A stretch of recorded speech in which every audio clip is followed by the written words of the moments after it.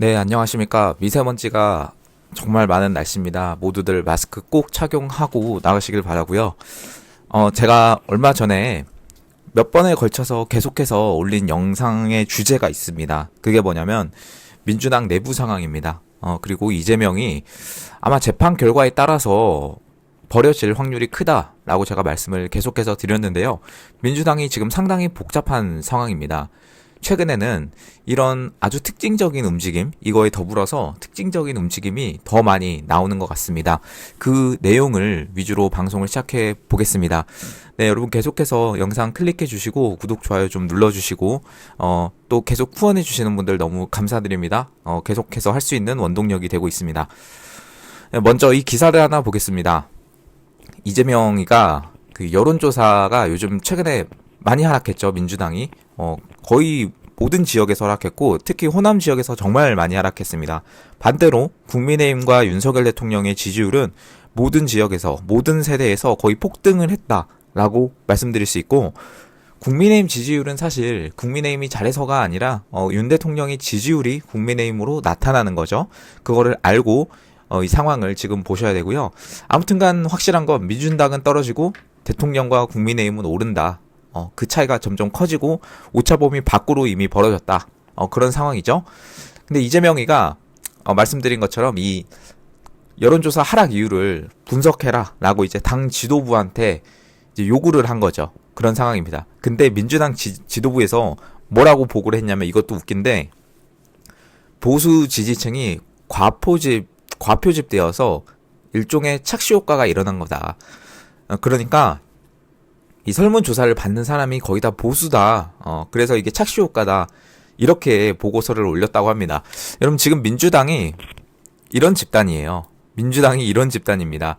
지금 현상을 전혀 객관적으로 파악하지 못하고 있어요. 자기들이 왜 떨어지고 있는지.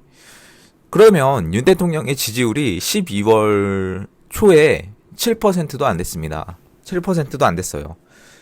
그때부터 지금 말 그대로 52%가 넘고 이제 60% 바라보고 있는 상황에서 꾸준히 과포집이라는 거냐? 그건 말도 안 되는 거고요. 여론조사가 가끔 가다가 이제 한번 과포집 될 수는 있어도 거의 모든 여론조사가 모든 세대와 모든 지역과 모든 여론조사 기관에 다 더불어서 다 과포집되는 것은 사실상 불가능합니다. 민주당이 그렇게 좋아하는 기관이 어디죠? 리얼미터. 리얼미터가 이제 이택수라는 사람이 하고 있는데 굉장히 친민주당적인 어떤 친좌파스러운 그런 기관입니다. 여기서도 오차범위 밖에서 국힘 지지율이 민주당 지지율을 앞섰어요. 국힘 지지율이 완전히 앞섰습니다. 대통령은 더 당연히 올랐고요. 지금 민주당 들어가서 친명계는 이런 집단입니다. 전혀 상황을 객관적으로 보지 못하고 자기들의 어떤 그런 권력에 지금 취해서 이재명에게 불리한 이야기는 전혀 할 수 없는 그런 당이 지금 민주당이고, 그 중에서도 친명계입니다. 이에 대해서 정유라 씨가 또 팩폭을 날렸는데요. 이 정도면 당 지도부도 어이털릴 듯, 너랑 개딸만 모르는 건지 모르는 척 하는 건지 그게 너 때문인 거다 하면서 밑에 이재명이 어떻게 살아왔는지 그 인생을 쭉 나열을 해주셨는데, 이재명이 어떻게 화려하게 살아왔는지는 우리 구독자님들도 다 많이 아실 겁니다. 좀 길어서 일단 생략을 할 텐데, 그 인생 다 아시죠? 변호사 때부터 엄청난 그 변호를 하고, 너무 할 말은 많지만 그 조카 변호했을 때 그때부터 해서 그런 사람을 지금 대통령으로 밀고 있는 데가 바로 민주당 그 안에 친명계입니다. 네, 이런 상황에서 뭘 또 하고 있냐. 민주당이 그 안에 친명계는 여론조사 특위라는 걸 또 만들었어요. 여론조사의 왜곡이 심하고 지금 의심이 된다면서 이걸 정식적으로 고발을 하고 의뢰를 하겠다는 건데, 실제로 했습니다. 진짜 이거를 실제로 할 줄은 몰랐어요. 실제로 여론조사 특위를 만들어서 이 기관을 고발하고 시비를 요청하고 했는데, 일단은 다 기각이 된 상황이고요. 웃긴 건 자기들이 그 여론조사 꽃 있죠? 여론조사 꽃. 털보 김호준 아저씨가 하는 여론조사 꽃은 지금까지 단 한 번도 민주당에게 피해가 입힌 그런 여론조사를 낸 적이 없습니다. 대부분, 아니 거의 모두가 이제 좌편향적인 그런 조사를 발표를 했었는데, 이 아저씨가 지금 여론조사 기관장을 한다는 것도 참 웃기죠. 말도 안 되는 거고. 지금까지 단 한 번이라도 민주당이 의의를 제기한 적이 있었나요? 없었죠. 저는 이런 민주당이 사실은 뭐 유튜버 고발부터 해서 카톡 검열 뭐 이런 이슈를 넘어서 지금 여론조사까지 검열하려고 하는 게 굉장히 독재적인 발상으로 보이거든요. 자기들과 의견이 다르면 그냥 다 저거 다 거짓말이다. 다 잘못된 거다. 이렇게 나와버리니까 오히려 지지율은 계속해서 더 떨어질 수밖에 없고요. 그걸 파악을 못하고 있습니다. 뭐 민주당 지도부들이 이 영상을 당연히 안 보겠지만 보게 된다면 좀 제대로 파악을 해야 됩니다. 친명계가 지금 이렇게 본인들은 깨끗하고 아무 문제 없고, 물론 이게 좌파의 특징이긴 합니다. 본인들은 굉장히 고상하고 본인들은 깨끗하고 굉장히 정의롭고, 보수 우파 너네들은 무슨 어느 시대 사는 사람이냐, 너네들은 정말 트렌드를 따라오지 못한다, 너네들은 정말 수구고 꼴통이고, 이런 식으로 막 프레임을 계속해서 짜왔는데, 그게 사실은 그것 때문에 질린 사람도 많거든요. 친명계가 지금 전형적인 그런 좌파들의 모습을 보여주고 있습니다. 본인들은 깨끗하고 아무 문제도 없고, 본인들의 의견에 반하는 사람들은 다 이상한 사람들이고, 여론조사도 잘못된 거고, 이런 태도를 계속해서 보이고 있는 거죠. 과거에 한동훈의 발언이 있는데요. 물론 이 한동훈에 대해서는 당연히 좋아하지는 않습니다만, 그 이 발언에 대해서는 좀 볼 필요가 있어서 무슨 이야기인지 보겠습니다. 민주당은 이재명 대표의 코를 대신 파주는 아첨꾼만 살아남는 정글이 되어버렸다 라고 말했거든요. 이 말이 지금 딱 맞아요. 네. 뭐 한동훈에 대해서 뭐 그런 얘기는 지금 안 하더라도 이 말은 지금 맞습니다. 민주당은 이재명 대표의 코를 대신 파주는 아첨꾼만 살아남는 정글이 되어버렸습니다. 지금 비명계가 살아남은 적이 있나요? 탈당하고 고발하고 막 이래도 최근에 아무 소식도 안 나옵니다. 이재명이 지금 민주당의 모든 것을 관리하고 있는 상황인데, 최근에 좀 특징적인 움직임이 있는 것은 사실입니다. 바로 친문계 의원뿐만 아니라 친문계 인사들이 본격적으로 이재명을 공격을 하기 시작을 했습니다. 굉장히 민주당의 분열이 이전부터 있었다라는 것은 알고 있었지만, 최근에는 이런 움직임이 본격적으로 나오는 거죠. 바로 어제자 먼저 임종석의 발언을 보겠습니다. 대표적인 친문이죠. 대표적인 친문이고, 당시에 대통령 비서실장이었습니다. 뭐 이 사람의 과거는 너무 유명하기 때문에 다 알 겁니다. 원조 땡땡땡이죠. 제가 이 땡땡땡을 여기서 말을 못하는데, 세 글자 있죠. 그 원조 땡땡땡 아실 겁니다. 그 뭐라 말했냐면, 이재명 대표 한 사람만 바라보며 당내 민주주의가 숨을 죽인 지금의 민주당은 과연 국민의 신뢰를 얻을 수 있느냐, 이렇게 말을 했습니다. 또 일상이 되어버린 적대와 싸움의 정치는 안타깝다. 원인이 상대에게 있다고 해도 그렇다. 네, 여러분, 이재명 대표만 보면서 지금 당내 민주주의가 죽은 건 맞죠? 민주당인데 민주주의가 죽었어요. 그러니까 당내 민주주의가 지금 죽은 민주당이 국민의 신뢰를 얻을 수 있느냐라고 정확하게 아주 친명계와 이 이재명 대표가 장악한 이 민주당을 본격적으로 비판하고 나선 거예요. 임종석이라는 사람은 사실 민주당 내에서도 굉장히 사이즈가 있는 사람이고, 친문계에서도 굉장히 어떤 상징성과 그런 어떤 포지션이 있는 사람입니다. 또 일상이 제가 이제 말씀드렸죠. 우리 안의 우리 안의 원칙을 소홀히 하고 자신의 위치를 먼저 탐하고 태도와 언어에 부주의한 사람들이 지지자의 박수를 받고 행사를 하는 게 참 불편하다, 이렇게도 말을 했어요. 이거 완전 친명계를 정확하게 저격한 상황이죠. 원칙을 소홀히 하고 위치만 먼저 탐하려고 하고 태도와 언어에 부주의하고 지지자들의 박수를 받는 행사를 하는 게 참 불편하다. 그러니까 지금 친문계 쪽 사람들이 이 이재명과 친명계 의원들에 대해서, 이 횡포에 대해서 불편하다라고 이제 표현을 했는데, 뭐 임종석 정도 되는 사람이 이렇게 말을 한 건 처음이에요. 그 전에 있어서 조금씩 움직임은 있었지만, 여러분 이게 무슨 말이냐면 친명계를 정확하게 저격을 한 상황입니다. 이어서는 더 직접적으로 말을 했는데요. 모질고 독한 표현을 골라서 함부로 하는 말은 무엇을 위함이고 누구에게 잘 보이려고 하는 거냐. 왜 안 그랬던 사람들까지 그렇게 변해가냐. 이렇게 다시 한번 친명계 인사들을 정확하게 저격을 했습니다. 물론 당연히 이 임종석이라는 사람을 제가 옹호하는 거 당연히 아니고요. 이런 말 할 자격이 있는 사람도 아닙니다. 사실은. 뭐 과거를 보면 아주 난리 납니다. 뭐 이재명의 과거는 뭐 저리 가라 할 정도로 더 대단한 사람인데 뭐 아무튼간 솔직히 말해서 본인은 더 있으면 더 있지만 제가 이 사람을 옹호하는 건 아니고 지금 민주당 가운데서 이러한 움직임들이 나오고 있는 거예요. 이 이재명에 대해서 본격적으로 견제를 하기 시작했고요. 슬슬 어떻게 보면 공격까지 하는 이런 움직임이 나오고 있습니다. 특히 지금의 어떤 임종석의 발언 같은 경우는 단순히 어떤 그런 기사로 나온 글뿐만 아니라 전체적으로 민주당 안에 좀 파급력이 있는 사람이 바로 임종석이거든요. 과거부터 해서 뭐 해경궁 사건이나 뭐 그런 것만 봐도 이재명과 문재인의 사이는 좋지 않았습니다. 그리고 민주당 같은 경우는 사실 비명계는 딱히 이 친명계는 뭐 개파가 있는 것은 아니었습니다. 개파가 있는 것은 아니었고 이재명이 뭐 지난 대선에 나오고 뭐 그런 상황에서 이런 친명계 의원들이 계속해서 생겨나고 그렇게 나온 거지.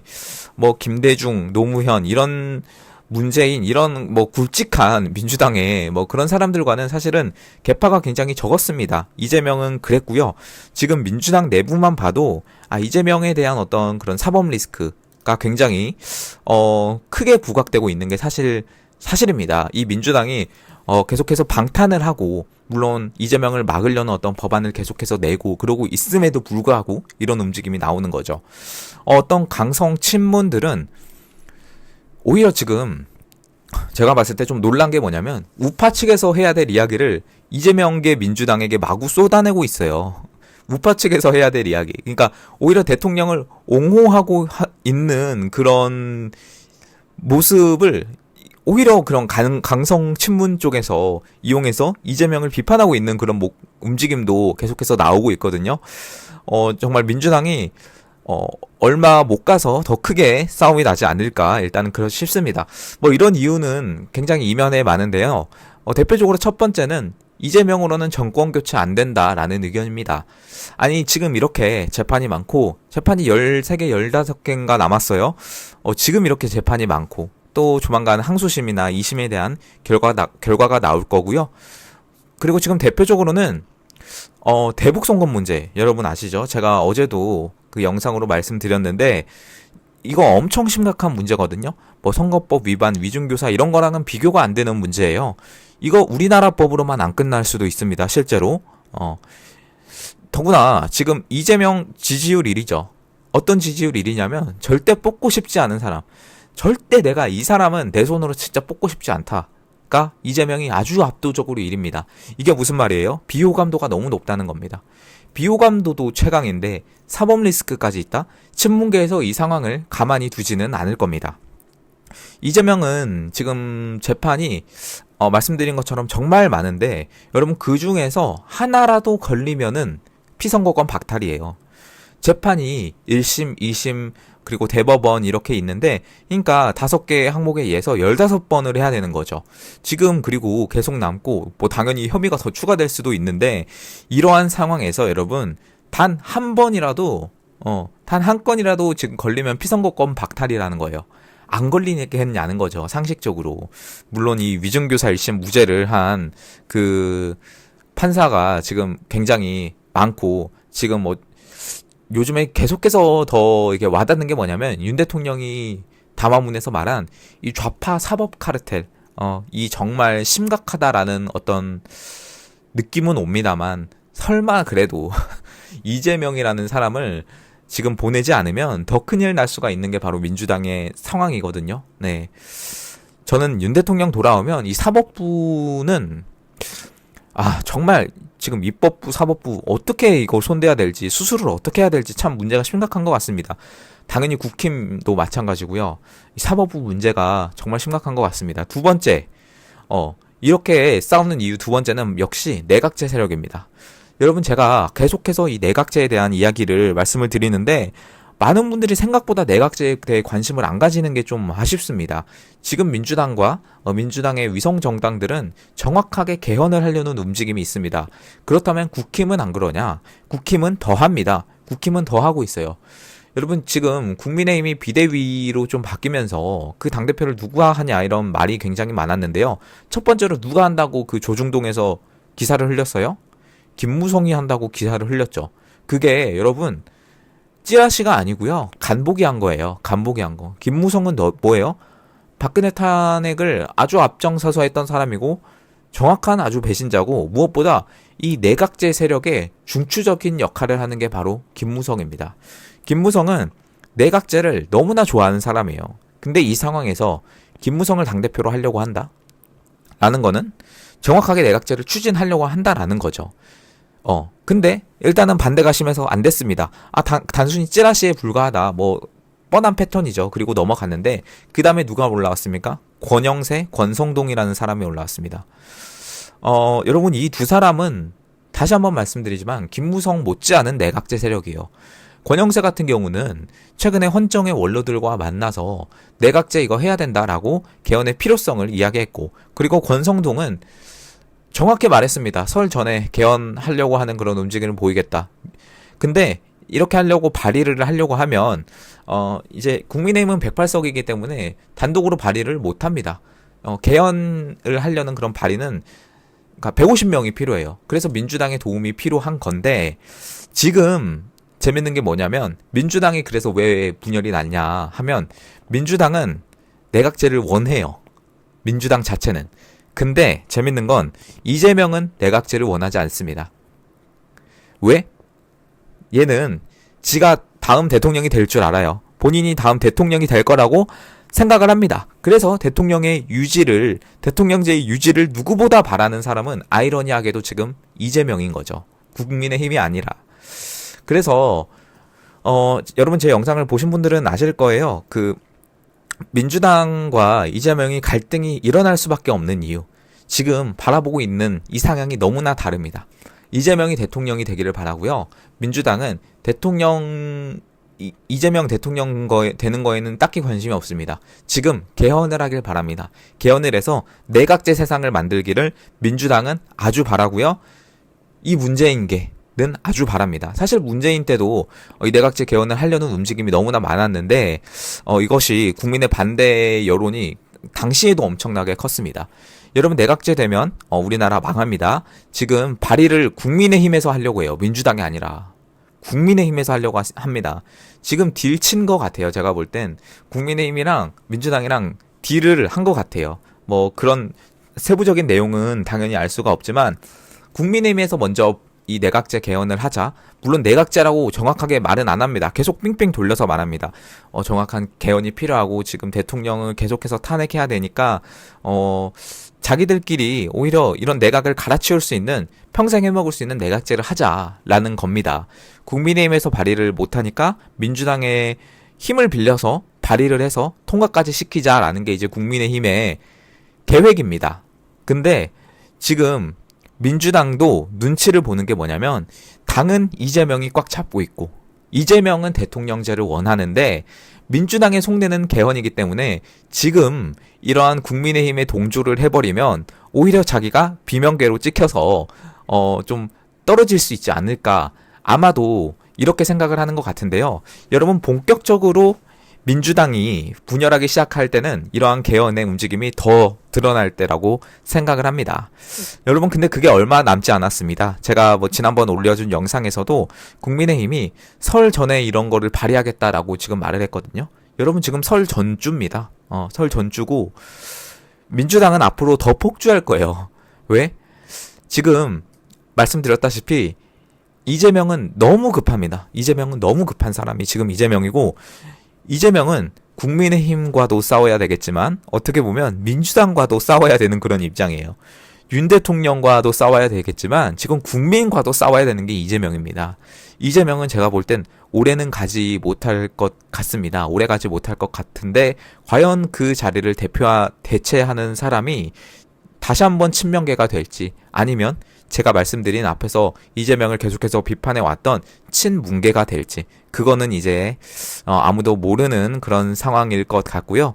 여러분, 제가 이재명이 뭐 계속해서 사법 리스크가 나오고 이제 재판도 또 다시 한번 지속될 건데, 본인의 재판은 계속해서 미루는 사람이 이재명입니다. 윤 대통령의 재판은 빨리 하자라고 하면서도 여러분, 지금 계속해서 공수처가 대통령을 강제 구인하려고 시도하고 있고, 어제는 병원까지 다녀오셨다는데 지금 이러고 있는 상황입니다. 여러분, 그럼에도 불구하고 지금 우리가 지지율 더 끌어올려야 되고요.